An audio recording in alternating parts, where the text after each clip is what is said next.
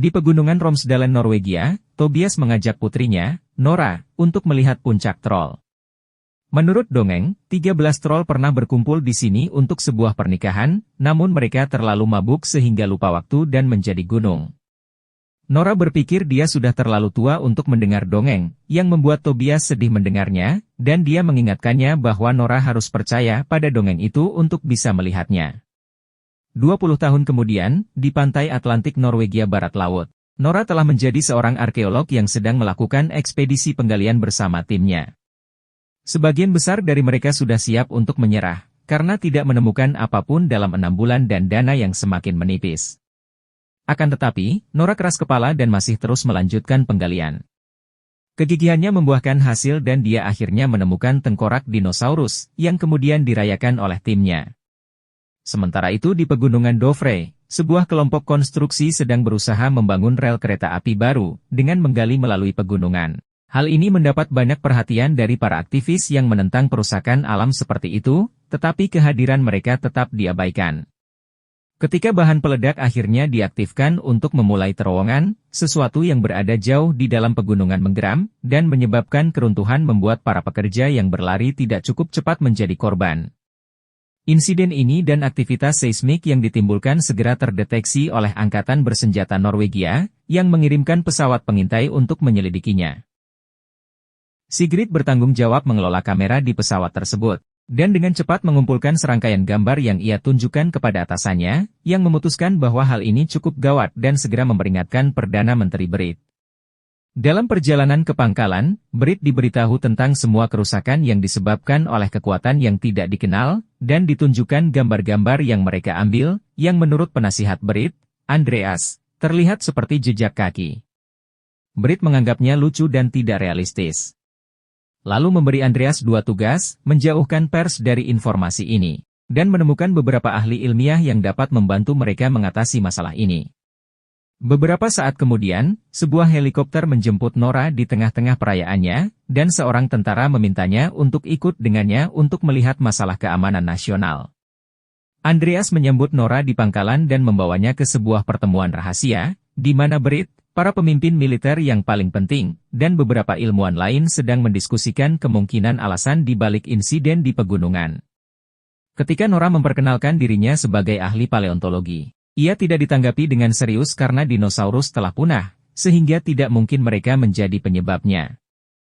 Meskipun tim tidak menolak kemungkinan adanya serangan militer dari negara lain, sejauh ini laporan-laporan yang ada sepertinya mendukung teori penyebabnya adalah karena faktor geologi. Gambar-gambar yang muncul di layar menunjukkan kawah dan lekukan di lanskap, yang mendorong para ilmuwan untuk melontarkan teori-teori seperti lubang runtuhan atau kantong gas di bawah tanah. Nora menyela mereka, untuk menunjukkan bahwa kawah-kawah itu jelas-jelas merupakan jejak kaki. Tapi sekali lagi, dia tidak ditanggapi dengan serius, karena jejak kaki berarti monster, dan itu adalah sebuah pemikiran yang bodoh. Interupsi lain datang dari Sigrid, yang telah meretas ponsel salah satu aktivis dan menemukan rekaman langsung dari kejadian tersebut. Kehancuran itu cukup mengganggu untuk ditonton, tetapi sebelum yang lain bisa kembali ke teori gas mereka, Nora membuat Sigrid memutar video itu lagi, tapi kali ini 3 kali lebih lambat. Terdengar suara raungan yang jelas di latar belakang, mirip seperti suara binatang, dan dalam bayangan di antara bebatuan yang berjatuhan, terlihat sosok manusia yang sangat besar dan misterius. Sementara itu, di Pergunungan Lesja, sepasang suami istri tua bertanya-tanya apa yang merasuki anjing mereka, yang tidak mau berhenti menggonggong. Tiba-tiba, seluruh rumah mulai bergetar, sehingga pasangan ini lari bersembunyi di ruang bawah tanah, sebelum semuanya mulai runtuh dan listrik padam.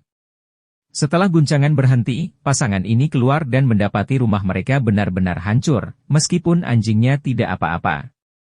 Kembali ke markas. Para pemimpin masih menolak untuk percaya bahwa jejak kaki tersebut ditinggalkan oleh makhluk raksasa, dan Nora menunjukkan bahwa apapun itu, mereka harus mengambil tindakan untuk melawannya, bukan hanya duduk diam dan berdebat selama berjam-jam. Brit terkesan dengan sikap Nora dan mengangkat Nora sebagai penasihat ilmiah resmi, lalu dia diminta untuk pergi bersama Andreas ke Lesja untuk melihat kejadian terbaru. Di atas helikopter, Andreas bertanya kepada Nora bagaimana ia bisa menjadi ahli paleontologi, lalu Nora mengatakan bahwa ia mencintai alam sejak kecil. Dan kecintaannya pada dongeng berubah menjadi keinginan untuk mencari monster di bawah tanah. Ibunya meninggal saat ia berusia 10 tahun, dan ayahnya adalah seorang profesor mitologi asal-usul dan cerita rakyat.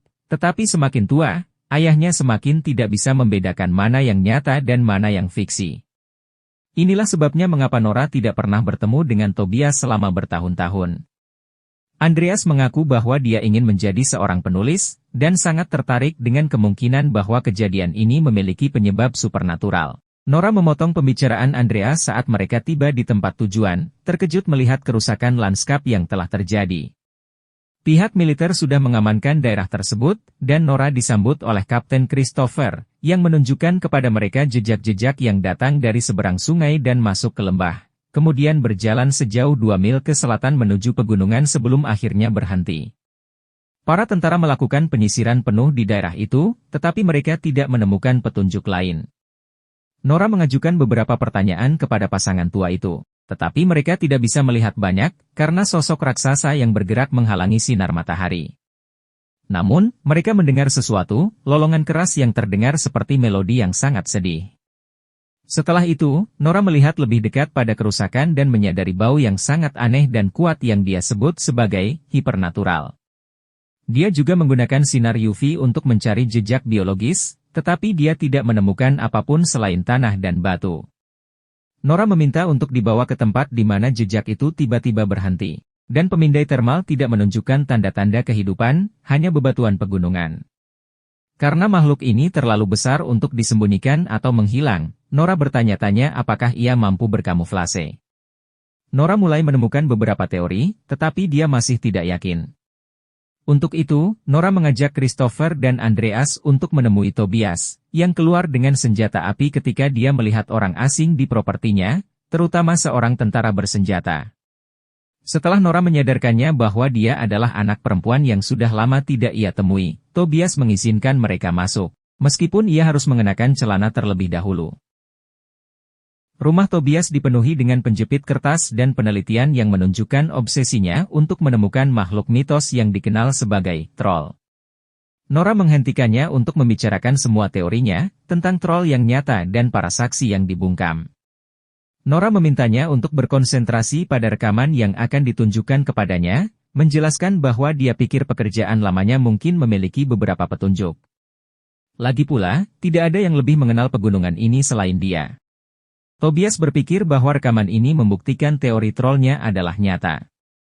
Dan ketika Nora menunjukkan bahwa para ilmuwan pasti telah menemukan DNA troll jika mereka benar-benar ada, Tobias mengingatkan Nora bahwa kristenisasi Norwegia telah menyingkirkan semua makhluk mitos tersebut, dan saat ia akan mengungkapkan semuanya, Tobias malah dikirim ke rumah sakit jiwa. Dia berpikir bahwa orang-orang yang bertanggung jawab selalu tahu, dan dongeng ditulis untuk membuat troll terlihat jahat dan bodoh, padahal mereka sebenarnya cukup pintar. Nora tidak percaya dengan apa yang didengarnya, tapi Tobias terlalu bersemangat untuk menolak dan bergabung dengan tim untuk melanjutkan penyelidikan. Ketika mereka tiba di daerah di mana rel kereta api berhenti, Tobias segera menyadari bahwa topografinya salah dan tidak sesuai dengan peta. Dia juga menunjukkan bahwa ini seperti berpetualang bersama lagi dengan putrinya, tetapi Nora tidak ingin ini menjadi semacam rekonsiliasi. Aroma hipernatural menghantam hidung mereka dan langit menjadi gelap. Tiba-tiba, gunung di belakang mereka membuka mata, ternyata dugaan ayah dan anak ini benar. Makhluk itu memang seekor troll, dan kemampuannya untuk berkamuflase memungkinkannya untuk berpura-pura menjadi bagian dari gunung tersebut, yang menjelaskan mengapa topografinya salah. Troll itu berdiri, menunjukkan tubuhnya yang besar dan mengaum ke arah mereka, sehingga tim berlari kembali ke helikopter untuk melarikan diri. Mereka masih berhasil menangkap troll tersebut di kamera, dan ketika pangkalan mendapatkan transmisi, mereka tidak dapat menyangkal kebenarannya lagi. Christopher membawa kelompok tersebut ke kamp militernya untuk menelepon pangkalan dan memberitahu mereka tentang apa yang telah mereka pelajari. Nora terus menggunakan kata-kata, makhluk tak dikenal, agar tidak terlihat gila. Tetapi Tobias menyela untuk memberitahu semua orang, bahwa itu adalah troll yang merasa terganggu dengan pembangunan di pegunungan, yang dianggap Tobias sebagai ejekan terhadap alam.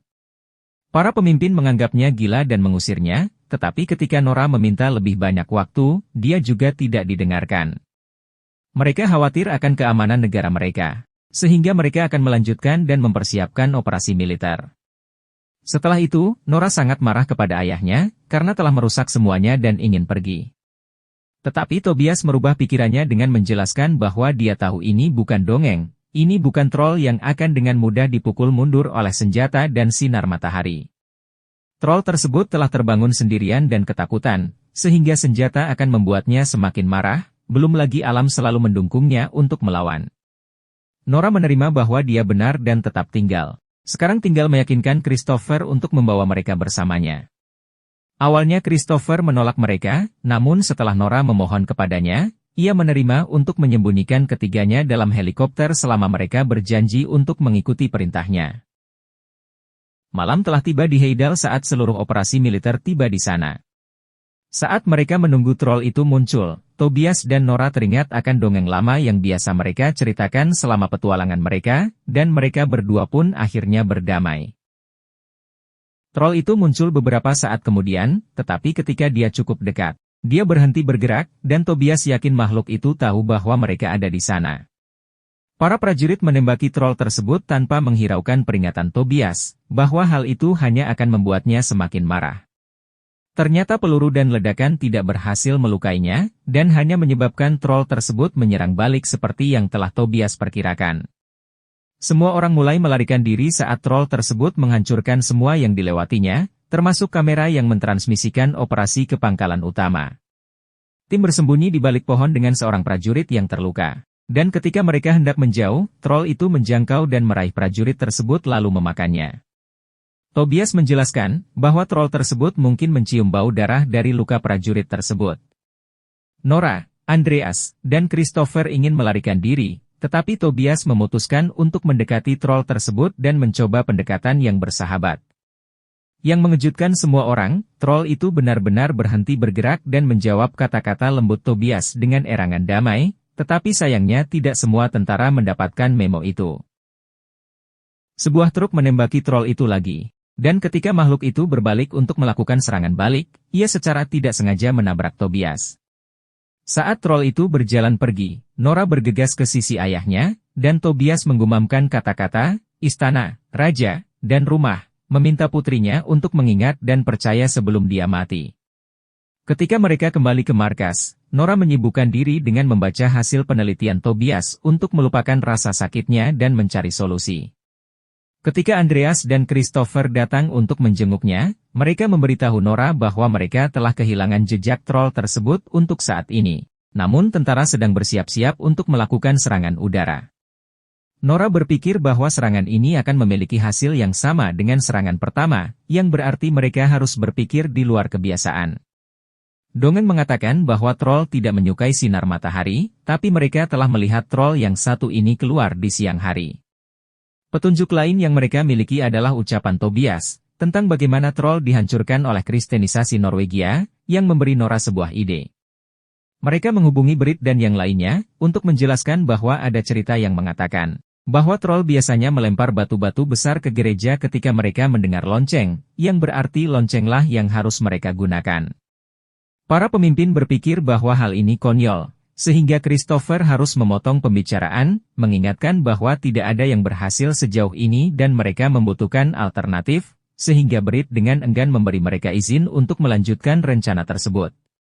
Troll tersebut muncul kembali beberapa saat kemudian, mendekati taman keluarga Hunderfossen dan menyebabkan kepanikan besar di antara kerumunan orang. Ketika semua orang mulai melarikan diri kecuali seorang gadis kecil yang ingin melihat makhluk itu, Christopher dan Nora muncul dengan helikopter, memandu sebuah helikopter yang membawa lonceng-lonceng raksasa. Mereka mengelilingi troll dengan lonceng-lonceng tersebut sambil membunyikannya, dan Nora ternyata benar, suaranya memang menyakiti telinga troll. Namun troll juga tidak ragu untuk menyerang dan mempertahankan diri, menabrak helikopter dan membuatnya jatuh. Ketika salah satu helikopter akan jatuh menimpa gadis kecil itu, secara mengejutkan, troll tersebut meraih helikopter untuk menyelamatkannya sebelum ia pergi. Karena hal ini terjadi di lokasi publik, kini seluruh dunia tahu tentang troll dan fakta bahwa troll tersebut sedang menuju ke ibu kota. Siaran berita dari setiap negara meliput kejadian tersebut dan klip yang direkam melalui telepon menjadi viral di media sosial. Ketika tim kembali ke markas, Brit yang marah mengabaikan Nora ketika dia mengatakan bahwa loncengnya berfungsi, dan mengusulkan agar mereka harus mencoba lagi dari sudut yang berbeda. Akan tetapi, usulnya ditolak dan Brit malah menendangnya keluar dari markas. Dalam perjalanan keluar, Nora bertemu dengan Christopher.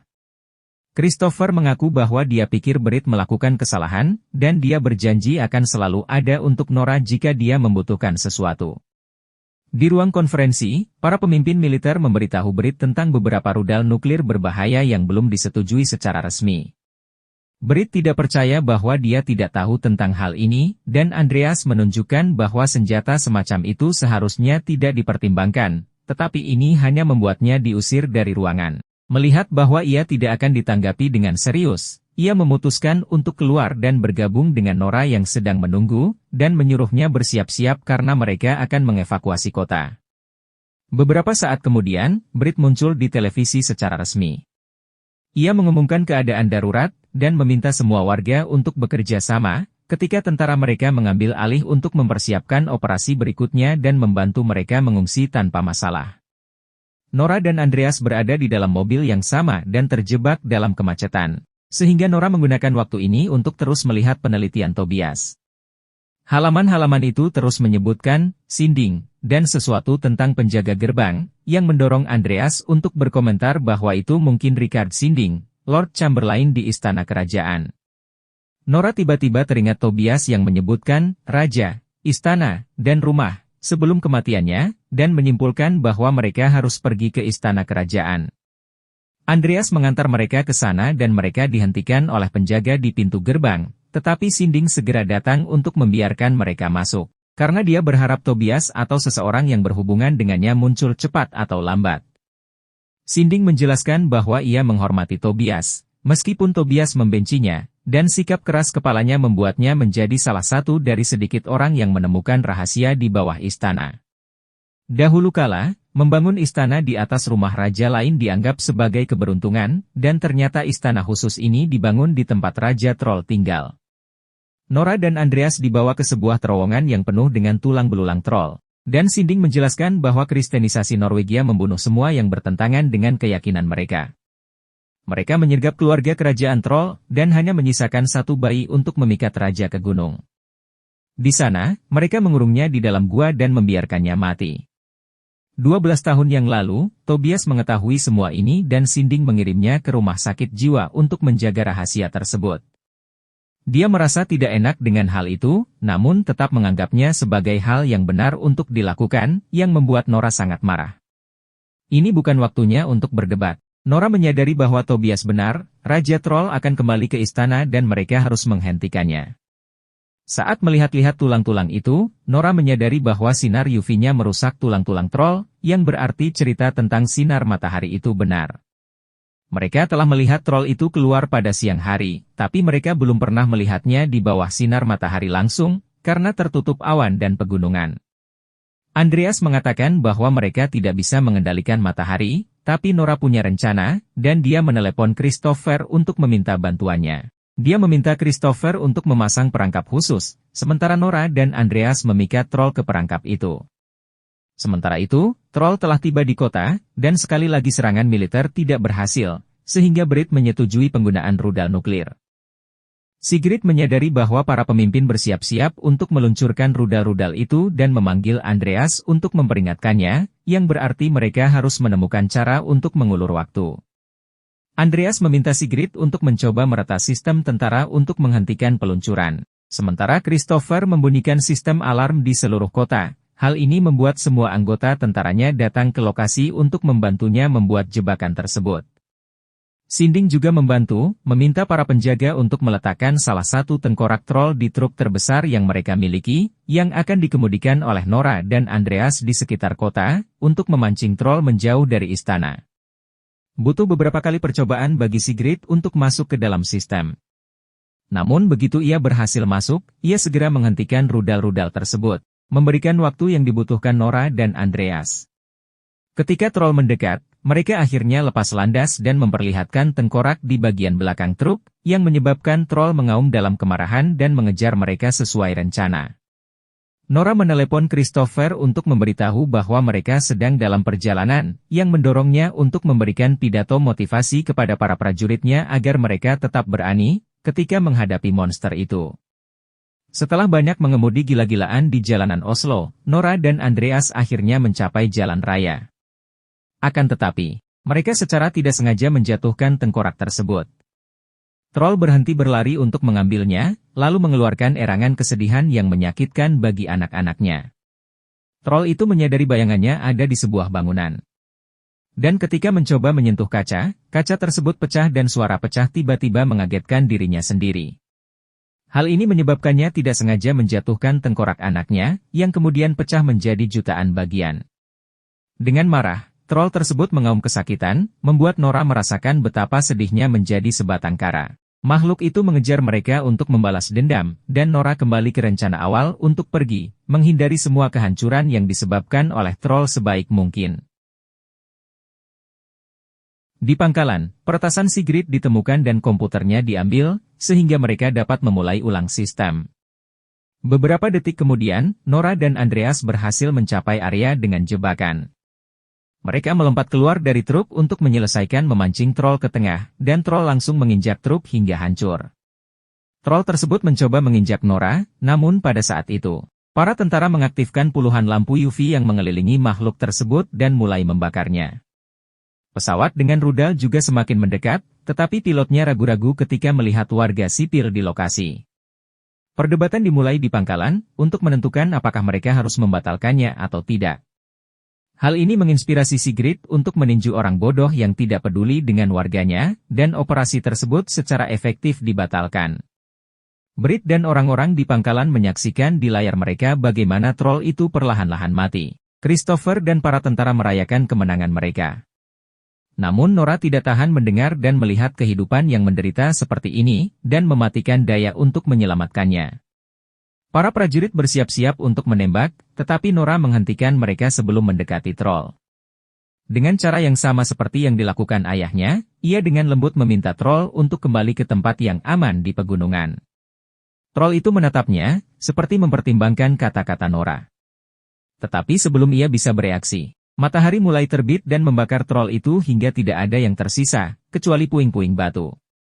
Saat semua orang menikmati kemenangan mereka, Andreas bercanda tentang apa nama yang cocok untuk monumen atau bukit batu ini, dan Nora memutuskan bahwa itu akan dinamakan Tobias Boulder.